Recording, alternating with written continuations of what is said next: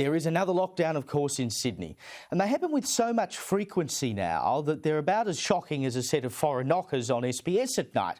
And if you didn't laugh, you'd cry. Gladys the Great, as we thought she was, has wet the bed and told everyone to stay home for 2 weeks.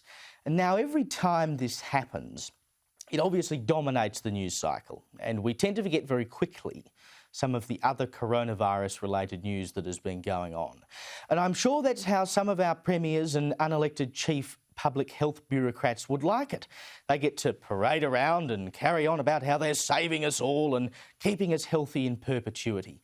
But I'm not going to let this stuff go, and nor should you. And what I'm talking about is the dark side of these lockdowns and the draconian rules that just keep on keeping on. The number of inhumane, heartless, gutless and disgusting things state governments have been allowed to get away with in the name of, quote, keeping us healthy is astonishing. And yet it all seems to be swept under the rug as we pat ourselves on the back for stopping 12 cases of coronavirus, even though next to no one's in hospital. Exhibit A, the case of Mark Kilian and Anneli Gurecki. They wanted to visit Mark's dying father, Franz, on the Gold Coast. They were granted a travel exemption on compassionate grounds to fly from the US to Sydney. They then applied to fly to the Gold Coast but were told to go away. Mark and Anneli were fully vaccinated, had offered to charter their own flights. They didn't make contact with passengers. They were happy to wear hazmat suits, the whole shebang, but Queensland Health said no 4 times. Here they are. It's just a very simple, compassionate plea to be able.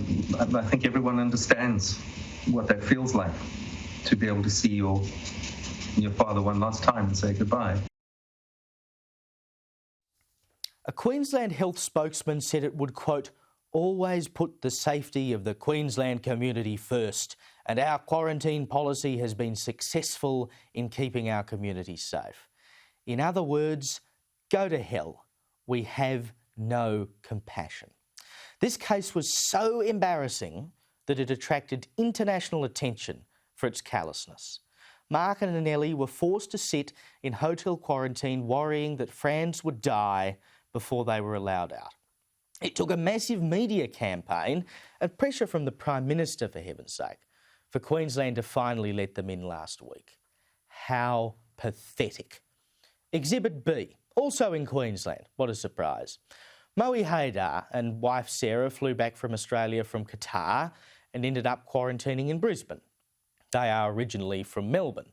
Sarah was given an exemption to go to hospital for a pregnancy checkup while she was in quarantine, which revealed complications. So she was given an emergency C-section and her son was born 10 weeks premature. He was then taken away and Moe and Sarah were not allowed to see their own newborn son, yet again, despite being fully vaccinated, because they were supposed to be in quarantine. They were made to watch him via a video call.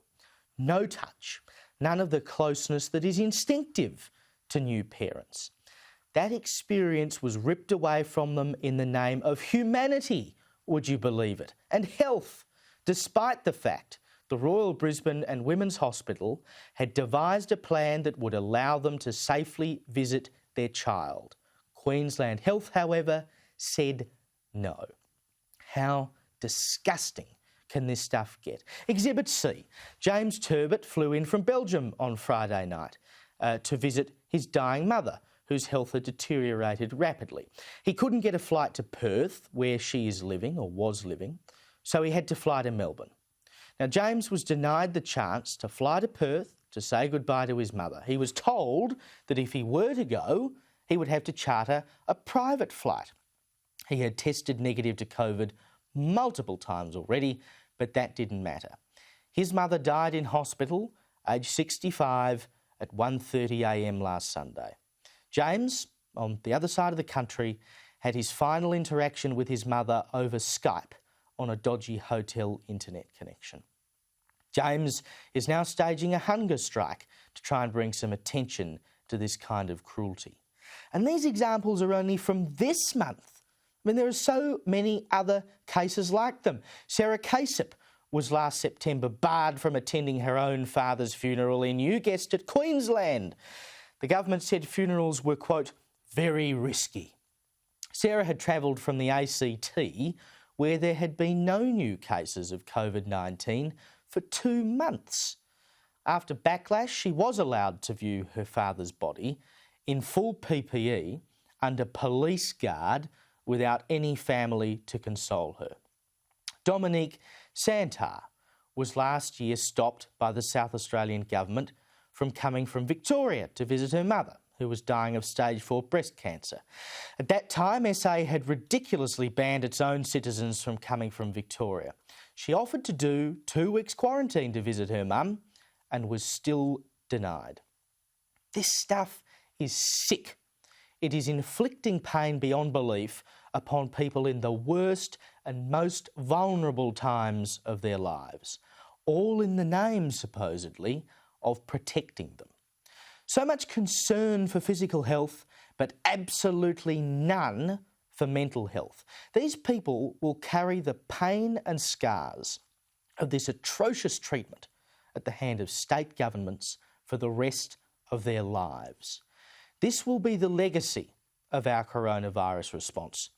I hope our premiers and health bureaucrats are proud of themselves for what they've done.